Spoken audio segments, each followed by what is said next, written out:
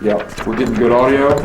Just speak up. Hi, yes, I'll speak up and I will redub in my voice at any time that it's necessary.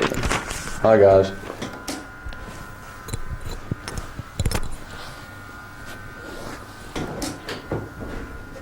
Hello. Angus. Hi, Angus. Floyd Vasquez from AFN Television. Yes. And Malcolm is very interested. Once again, The bride.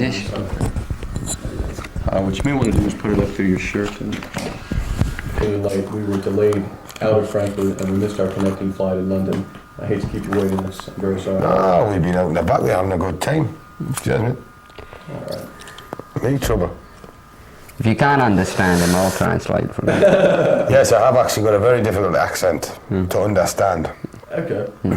All right. Are we ready, July? Sure, anytime you're ready. Okay. Well, here we are, Castle Donington for the Monsters of Rock 1984, a show that's featuring Van Halen, Ozzy Osbourne, and of course headlining AC/DC. There's two of the monsters here. The Monsters. Yeah, we're... Let's try and look at this from a different point of view, sort of. Let's look at this as like from an archaeologist's point of view, 500 years from now. And he's going to look at a film of what's going to take place tomorrow with thousands of screaming, drinking, dancing rock and rollers pushing forth towards the stage on which AC/DC is playing. Why will thousands of people gather to hear you tomorrow? It's going to be like Rome 1984, I think. The fall of Rome, 1984. I think it's just because it's one of the one of the best concert bills I've seen for a long time in Britain. And it's... Going into Europe. Yeah, it's going into Europe and it's in the summer. America usually gets all those great bills, you know, because they've got the weather in America, you know. You never usually have it in Europe, and we thought it'd be a good idea, you know. But, How do you feel about playing with Van Halen? It'd be good, I think. yeah, I think it'd be great. I think it'd be good playing with all those good bands, because all you get is a lot of good bands on stage, all trying to be good, you know, as best as possible. And the only winners are the audience. They're gonna benefit. The audience is going to have a great day. Yeah, they're gonna be sitting saying, Because all them bands will be out there working. You know? And then, you know, what's going on? we'll probably be the laziest ones of all. That's decadent. What are you going on? By the time you guys are up there, I'm sure everyone will be a bit smashed. Go. Well, in Germany, I have personally observed a lot of excitement among young American GIs as they show off their tickets for the show or whatever. I'll ask you, when you play concerts in the Federal Republic, do you really consider or think about the American segment of your audience much? Or? Yeah, you have to, yeah. Because you get a big... Because in, especially through Europe, with the armed bases, you always get a huge turnout. Also in Japan, whenever we would go into Tokyo, I mean, it was always mobbed with all the servicemen. And those boys sure let you know they're there. Yeah. How can you tell? You can always see the flags from the south, and you can see the ones from the north. I'm worried about those Texas guys. I'm worried about them not getting their beer up there. That's a good accent there. Okay. Well, Flick of the Switch, in my opinion, honestly, is a super album. I don't know if you know what people do to your records, but I skip rope to your records and wait sometimes. Yeah, Wise move. Different. Well, fans, I'm sure, are already looking forward to the release of the next album, produced by AC/DC. What are the plans for the next record? Well, hopefully we can get it done after these shows in Europe, because this Monsters of Rock goes through Germany. We're doing also Sweden, is it? Sweden? Yeah. I think Switzerland we go to. Plus, on our own, we'll be doing shows in France and also Belgium. Italy, yeah. So, I mean, there's a fair bit we'll be doing in this summer. And then after that, hopefully we can get into the studios and record it and get it out by the beginning of the new year. Hopefully. Maybe even sooner. That would be nice, I'll say. That'd be good for us too. I can get a check in my Christmas mail. Thinking about mine.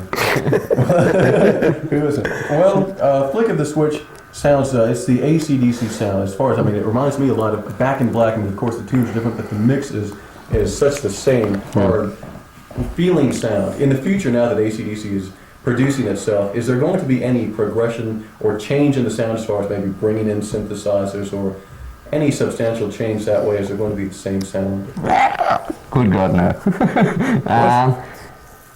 No, I don't think so. We always had that style, you know, over the years, and you know, we think we've made a good living from it. And I think it's what we do best, is this rock and roll. You know? And we've never really strayed. If we'd have strayed from that sound, we would have done it a long time ago. So we've always kept to that, you know. Yeah. Okay, you're absolutely right. Well, a kind of strange question here. When I first sat down to listen to Flick of the Switch, I was trying to decipher the lyrics and really understand, why isn't there a lyric sheet included in the sleeve? You're the second person that's asked that. Actually, somebody from Italy asked that today as well. I think it's because we've never thought about it, actually. Something I've never ever thought about. He keeps singing in Greek. It's, I suppose it's something worth thinking about He's a in the big future. hit. Probably hold it in our minds for the future. Something I've never ever thought about, really. It's actually a damn good point. Yes. Just a question. Well, going out to a kind of interesting subject here. Some people think that heavy metal rock and roll music causes people to take drugs and get drunk and steal, and maybe it causes acne and stuff like this, or maybe it's for devil worshippers. I mean, there's a lot of people saying these strange type of things. But certainly we can consider that some people, by coincidence or whatever, who listen to heavy metal music tend to maybe have trouble in school and this and that, and you know, maybe having problems with society. Do you think that AC/DC music in any way could be considered a bad influence on growing teens? No, because music's just listened to, you know. It's like a painting, you know. If somebody sees a painting, I mean, they see it. Unless they're an artist, they may get influenced by it. But as far as influencing somebody to copy that or that, no, I think not. I think that takes it a bit far, you know. I think everyone's responsible, you know, like each individual's responsible for what he does, you know. If I go out and go and hit him, he's going to hit me back, I suppose. Mate. It's that thing, you know. I don't think it's foolish for people to think that a rock and roll band would have, otherwise we'd be ruling the countries, you know. And that's, I don't think is possible. I haven't tried it yet. Well, looking at both of you now, I've seen you in many photographs, and now looking at you in person, you both seem to have images that We're are... handsomer in public. Definitely. Well, you seem to have images of people who are down-to-earth rock and roll partiers. I mean, you would look right at home at a concert of another heavy metal band. But due to the nature of your job, you have both become celebrities. Does it bother you in any way that, I imagine it must be very difficult for you to go out and try to be one of the guys and join rock and roll at a bar? Is it difficult for you to get out without all the security people and this and that? Nah, not really. We can, you know, if he takes his hat off, we're okay. I'll tell you what somebody said the other day. A couple of reporters came up from a music paper, and a PR man from the record company had to point the band out. He couldn't tell the band from the crew, which is great. That's exactly how it should be. That's great. I can imagine. And speaking of the crew, do you all party with the crew when you're not on the road, or do you keep it mostly to a business type of level? Don't mix with that riffraff. Oh, terrible.